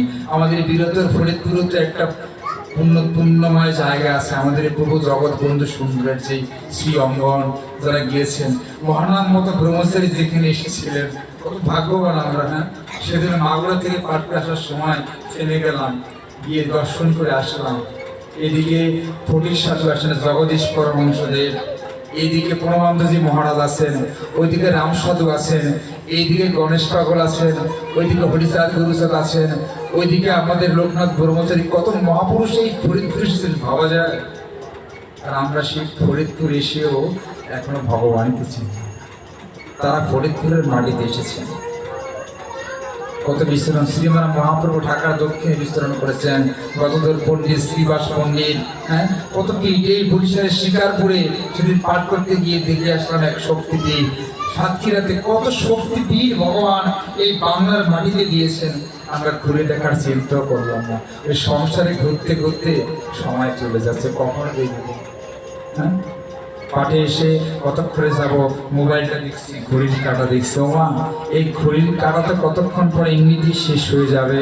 একবার পেছনের দিকে তাকিয়েছো, তোমার জীবনের ঘড়ির কাঁটাটা আস্তে আস্তে তোমার দিকে এগিয়ে আসছে। ওই দিকে তাকালে এদিকের কথা মনে পড়বে। ভাগ্যতে আসলে মনে হয় আগামীকাল থেকেই পরিবর্তন হয়ে যাব। যখনই সেই সংসার নামক কংসের কারাগারে ঢুকি, তখন সব কিছু কেমন যেন একদম ভুলিয়ে যায়। এটা মায়া। এই মায়া থেকে না সবাই মুক্ত হতে পারে না, পরিত্রাণ করতে পারে না। মায়ার জগৎটা এত কঠিন জগৎ। তারপরে ভগবান বললেন, সংসারে থাকিয়া যার হয় ভাবোদয়, সেই যে পরম বৈষ্ণব জানিও নিশ্চিত।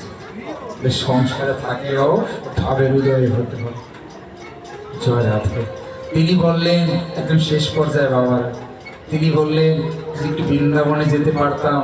যখনই যাকে দেখেন তাকেই অনুরোধ করেন, রিকোয়েস্ট করেন, কেউ নেয় না, অন্তত সবাই করুণা করে। এমন করতে করতে একদম বার্ধক্যে বললে, একদিন মনে মনে কেঁদে কেঁদে ভগবানকে বলছেন, বাবা মনে মনে বললো ভগবানের কন্যা পর্যন্ত পৌঁছে এলাকার মধ্যে ভগবান অন্তর্যামী, ভক্তের মনের কথা বোঝেন। প্রভু চোখ দিয়েছে, দুঃখ নাই, শেষের দিনে যেন তোমার বৃন্দাবনে পাই। কেঁদে কেঁদে যখন বলেছেন, একটা জিনিস মনে রাখবেন, ভজনের সর্বশ্রেষ্ঠ সময় কোনটি? অনেক কথা চলে, সময় নেই তো বলতে পারছি না।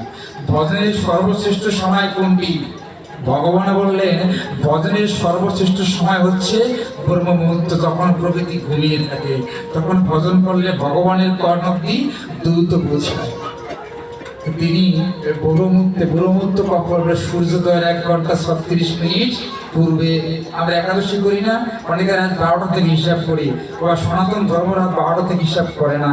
আমাদের দিন গণনা শুরু হয় ওই ব্রহ্মমুহূর্ত, সূর্যোদয় এবং সূর্যাস্ত থেকে আমাদের দিন গণনা শুরু হয়। এই ব্রহ্মমুহূর্তে উঠে তিনি মনে মনে চিন্তা করছেন, কাছে না বলছে, ভগবান কবে তোমার বৃন্দাবনে যেতে পারে। জয় রাধে। যখন তিনি কথা বলছেন, ভগবানের কর্ণ পর্যন্ত গেল। তারপরের দিন ওই রাজ্যে একজন সাধু আসলেন, এসে হরিকথা ভাগবতীয় কথা শ্রবণ করালেন। করানো মাত্রই ওই সাধুর কাছে সুরদাস মনের ঘুরতে ইচ্ছা, বলেন, সাধু ভাই আমাকে একটু বৃন্দাবনে নিয়ে যাবে? তুমি তো অন্ধ, কীভাবে যাবে?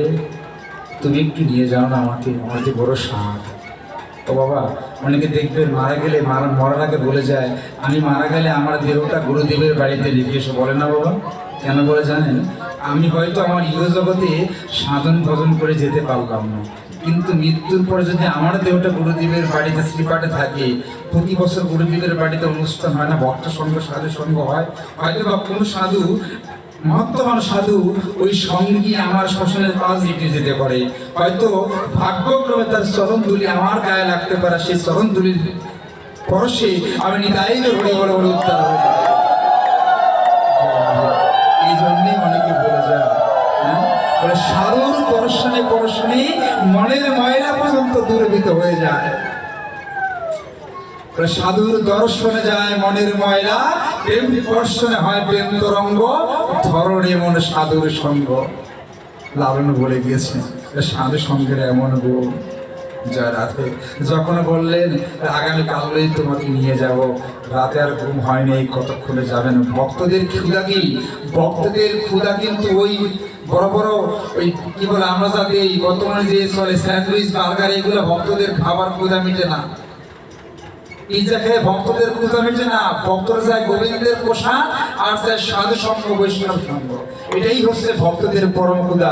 এই বাবাজি নাকি আমি আসার 2 ঘন্টা আগে থেকে এখানে বসে আছে, বিমল বাবাজি, বিমল শাহ, আমার অত্যন্ত শ্রদ্ধার ভালোবাসার মানুষ, স্নেহ করেন আমাকে। তিনি বললেন, যে 2 ঘন্টা যাবত বসে আছেন, কালকে অনেক ভক্ত এসে ভিড়ে গিয়েছে আপনাদের পার্শ্ববর্তী এলাকা থেকে। এটা হচ্ছে তার প্রতি আমার প্রেম ভালোবাসা। তাহলে তিনি কেন 2 ঘন্টা আগে আসবেন? এটা হচ্ছে তার মনের ক্ষুধা, এটা তার মনের ক্ষুধা। এই যে সভাপতি মহোদয় প্রথম থেকে বসে আছেন, চক্রবর্তী মহোদয়, আপনি অনেক জায়গায় গেলে দেখি যে আমার সভাপতি বা যারা আছেন এরা চেয়ারে অফিস ঘরে বসে থাকে, কিন্তু আপনাদের এখানে দেখি যে সভাপতি মহোদয় এখানে বসে ভাগবতীয় কথা হরিকথা শ্রবণ করুন। এটা ব্যতিক্রম, অনেক জায়গায় এটা দেখা যায় না। যারা একদম শেষ পর্যায়ে তার ওদিকে যাব না, যখনই বললেন নিয়ে যাবেন, পরের দিন গরম মুহূর্তে সংক্ষেপে বলছে মায়েরা রওনা করলেন। রওনা হতে করলেন, কিছু দূর হাঁটতে হাঁটতে যাওয়ার পরে হঠাৎ তার মনের মধ্যে একটা কথা উদয় হলো। তিনি বলেছেন, তিনি শ্রবণ করেছেন শ্রীমদ ভাগবত গীতা নবম অধ্যায়ে যে অনন্য চিত্রে যিনি আমার ভজনা করেন আমি তার সমস্ত ভার বহন করে থাকি। হঠাৎ তিনি থেমে গেলেন, বলছেন সাধু ভাই দাঁড়াও। বলছি কি? তুমি আমাদের ছেড়ে চলে যাও। বলছে কেন? তুমি একা একা বৃন্দাবনে যাবে, তোমার তো চক্ষু নেই, কিভাবে যাবে? বলছে ভগবান বলেছেন যিনি আমাকে অনন্য চিত্তে ভজনা করেন আমি তার সমস্ত ভার বহন করি। যদি আমি ভগবানকে অনন্য চিত্তেই ভজনা করতাম তাহলে তোমার সাহায্য নিয়ে আমি বৃন্দাবনে যেতাম না, আমি একা একা যেতাম। তার মানে ভগবানের প্রতি আমার পরিপূর্ণ বিশ্বাস নাই। তুমি চলে যাও, যার কেউ নাই তার পরমানন্দ গোবিন্দ আছে, তিনি আমাকে নিজের হস্তে বৃন্দাবনে নিয়ে যাবেন। আর যদি না নেন বৃন্দাবনের পথেই মরে থাকবো। যদি কেউ মনে করেন বা বৃন্দাবনে যাবেন, সংকল্প করেন যদি আগেই মারা যান, বৃন্দাবনে যাওয়ার ফল আপনারা লাভ করবেন। শাস্ত্রের কথা, আমার কথা না।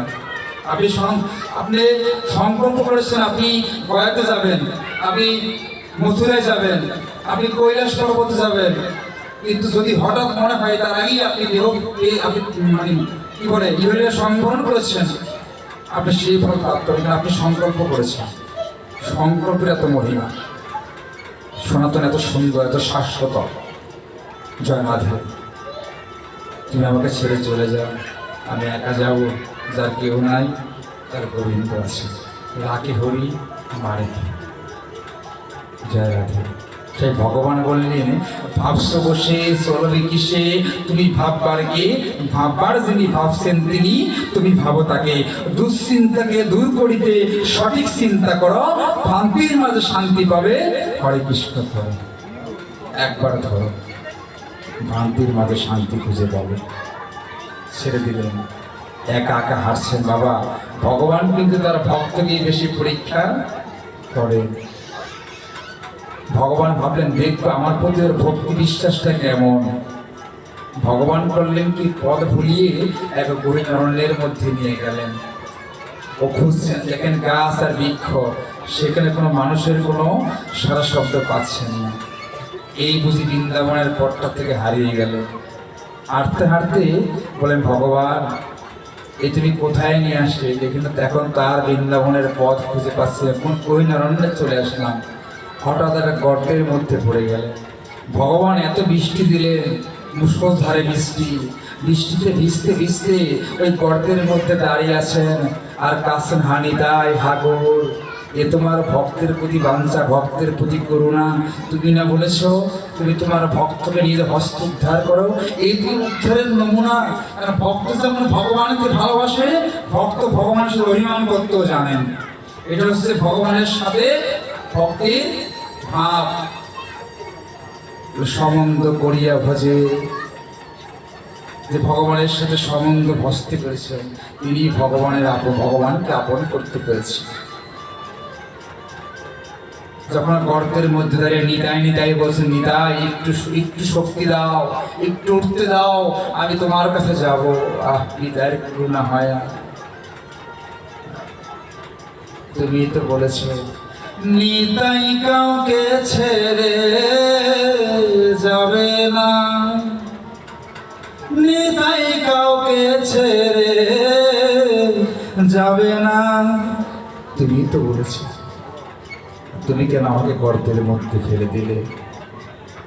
অনেক সময় চলে গেল, ভগবান বৃষ্টি আরো বাড়িয়ে দিয়েছিলেন। হঠাৎ জল বাড়তে বাড়তে যখন তার গলা অব্দি জল চলে এসেছে, তিনি বুঝতে পেরেছেন তিনি আর থাকবেন না, এই জলের মধ্যে ডুবে পড়ে মরবেন। বললেন, ভগবান তুমি আমাকে ভয় দেখাচ্ছ, হ্যাঁ তুমি আমাকে ভয় দেখাচ্ছ, আমি তো তোমাকে ভয় পাই না। কারণ ভক্তরা ভগবানকে কিভাবে ভয় পাবে? কারণ তার সাথে তো সে প্রেমের সম্পর্ক তৈরি করেছেন। কি বলেছেন?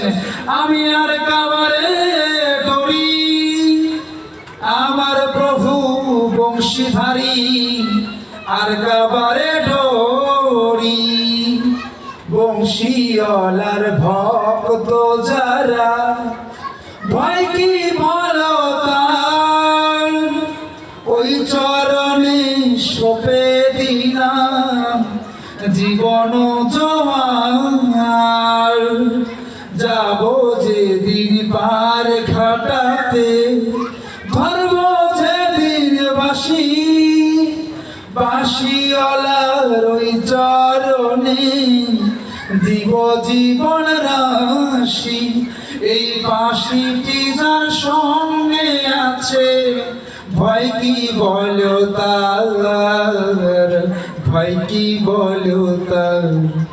আমি আর কাবারে ডরি, আমার প্রভু বংশীধারী, আর কাবারে ডরি। যার প্রভু বংশীধারী, সেও কি পৃথিবীর কাউকে ভয় পায়? এই বংশী দ্বারা বিশ্ব ব্রহ্মাণ্ডকে জয় করা যায়। এই বংশী এমন ক্ষমতা, আমি তোমাকে ভয় পাই না।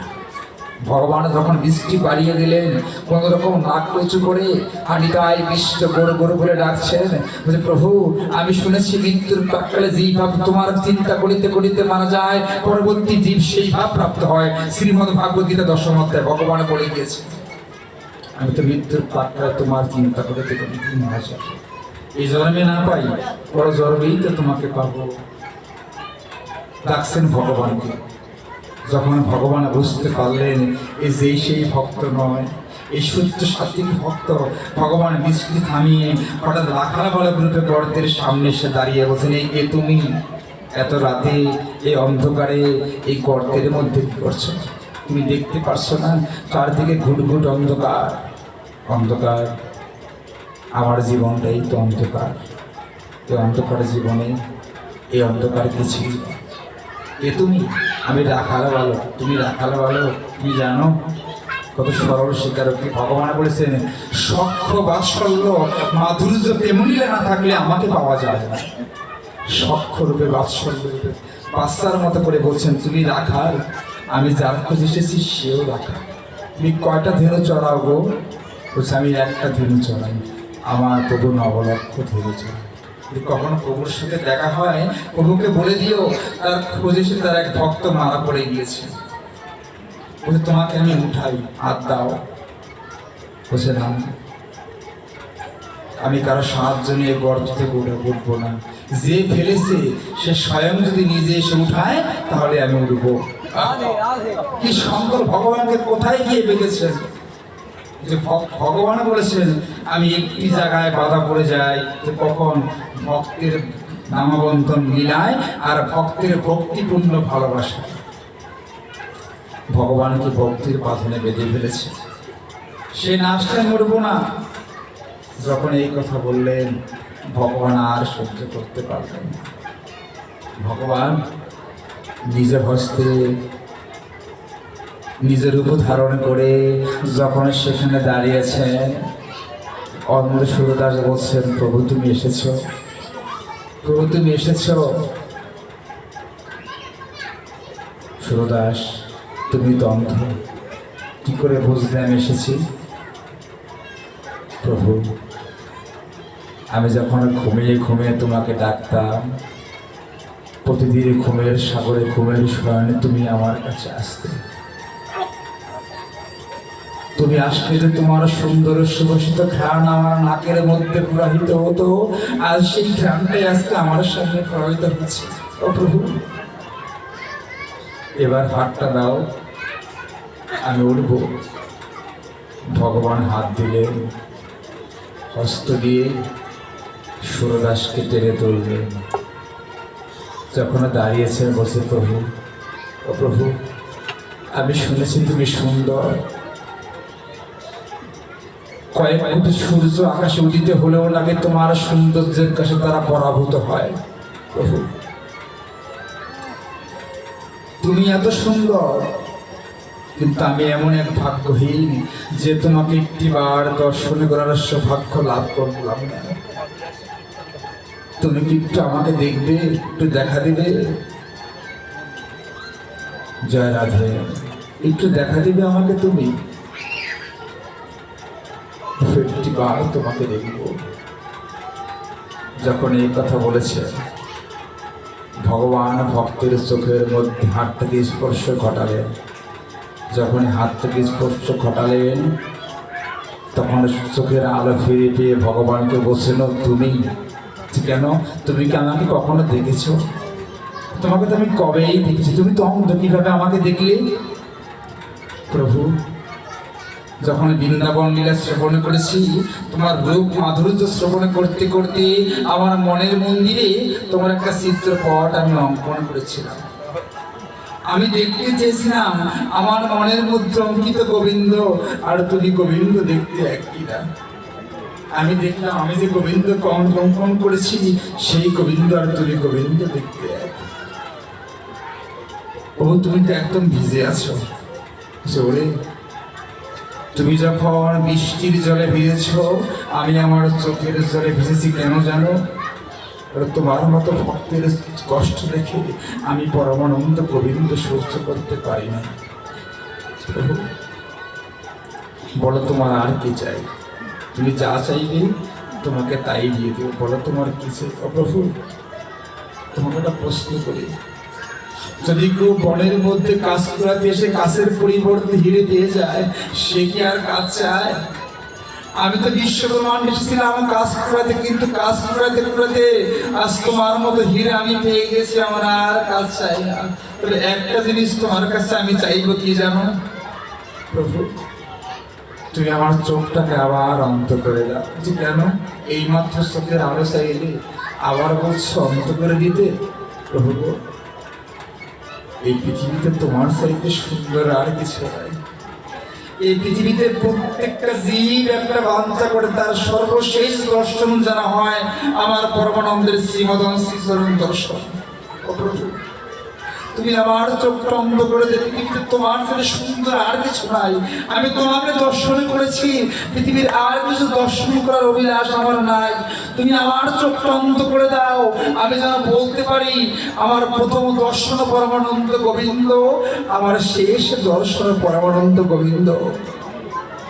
ভাবা যায় কি ভক্ত! ভগবান বলে, তুই এত বড় ভক্ত মন, এত ভালোবাসিস আমাকে। প্রভু, ছেড়ে দাও, আমার যে বড্ড দেরি হয়ে যাচ্ছে, বৃন্দাবনে যেতে হবে না। করে তাকিয়ে দেয়, আমি তোর জন্য পুষ্পরথ নিয়ে এসেছি, আমার সমস্ত পার্শ্বদ তোর অপেক্ষায় বসে আছে। কেন জানিস? এ পৃথিবীতে ভক্ত হয়, তোর মতো ভক্ত হয় না। আমার কাছে সব আছে, আমার কাছে ভক্তের ভক্তিপূর্ণ ভালোবাসা নাই। আজ যদি আমি ভগবান হয়ে তোর মতো ভক্তের সাথে আলিঙ্গন করতে পারি রে, আমার মনের যে সুপ্ত তৃষ্ণা, সেই তৃষ্ণা পরিপূর্ণতা লাভ করবে। নিতাই গৌর হরি বল। ভগবান ভক্তকে জড়িয়ে ধরে ভগবানের মনের বাসনাকে পরিপূর্ণ করলেন, আর ভগবান ভক্তকে পুষ্পরথ উঠিয়ে ওই বৃন্দাবনের দিকে রওনা হলেন। আজকে এখানে কি বলেছিলাম? প্রতি মুগ্ধ হতদ্গত গঙ্গের মুদ্র একদম প্রথমে বলেছিলাম, আমার একানিষ্ঠ মধ্যে নিরন্তর তোমাকে আকৃষ্ট হয়। আজকে ভক্তের মধ্যে ভগবানের চরণ আদিষ্ট হলো, আর শ্রীমদ ভাগবতের ভক্ত ভগবানের মিলন আজ এখানে বিশ্রাম হলো। জয় জয় শ্রীমদ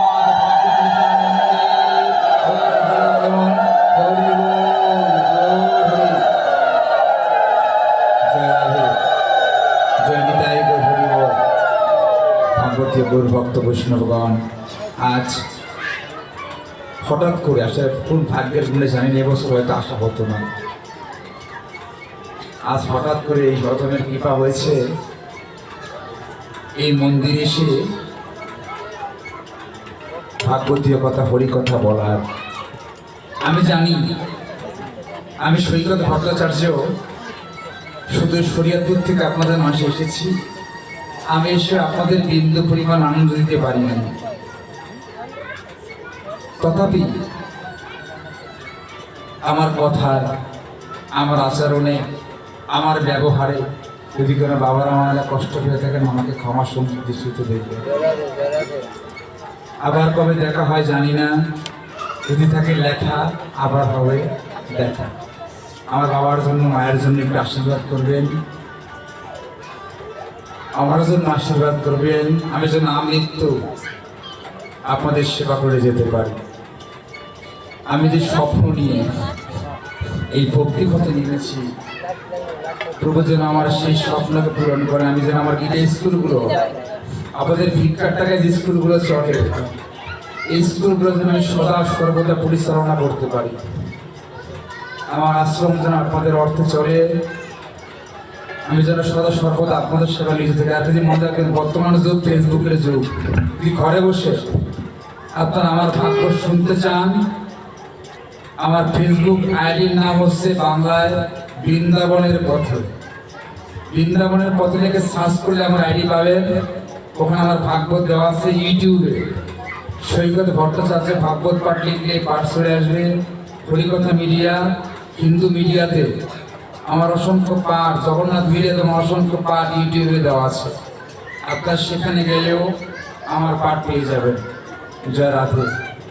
আর তারপরে ভিজিটিং কার্ড আছে, আপনাদের লাগলে আমার কাছ থেকে ভিজিটিং কার্ড নিয়ে যেতে পারেন।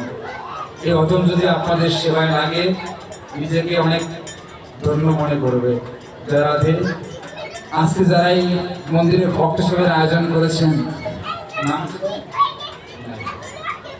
যাদের অর্থে, তাদের শ্রমে, তাদের অনুকম্পায় এই সুন্দর মন্দির তৈরি হয়েছে, তাদের ভালোবাসায়, তাদের দিন করা পরিশ্রমে মন্দির তৈরি হয়েছে। যারা আছেন আপনারা আশীর্বাদ করবেন। এই কমিটির সভাপতি, সাধারণ সম্পাদক সহ যারা আছেন, ভগবান যেন প্রত্যেকের মধ্যে কৃষ্ণ ভাব জাগ্রত করে দেন। আর যারা কত হয়ে গিয়েছেন, ভগবান যেন প্রত্যেকে তার চরণ পথে লীন করেন। যে মেয়েরা শাখা সিঁদুর পুষেছেন, ভগবান তাদের প্রত্যেককে যেন শাখা সিঁদুরকে অক্ষয় করে দেন। যে মেয়েরা স্বামী হারিয়েছেন, প্রভু যেন প্রত্যেককে জগৎ স্বামী হয়ে কৃপা করেন। যে বাবার ব্যবসা বাণিজ্য চাকরি আপনি করেন, প্রভু যেন প্রত্যেকের ব্যবসাকে উত্তরোত্তর বৃদ্ধি করে দেন। এই যুব সমাজ স্টুডেন্ট লাইফে আছেন, এদের জন্য শিক্ষা জীবন ভগবান উত্তরোত্তর সমৃদ্ধি কামনা করে সাফল্য দান করেন। এই কমিটির মঙ্গলার্থে যারা আপনাদেরকে ভজনকে আনন্দ দিন, তাদের মঙ্গলার্থে, সকলের মঙ্গলার্থে একবার ধরে দিবেন। জয় জয় শ্রী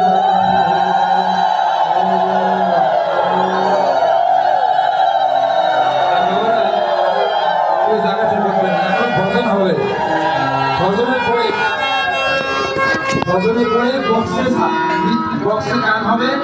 আমরা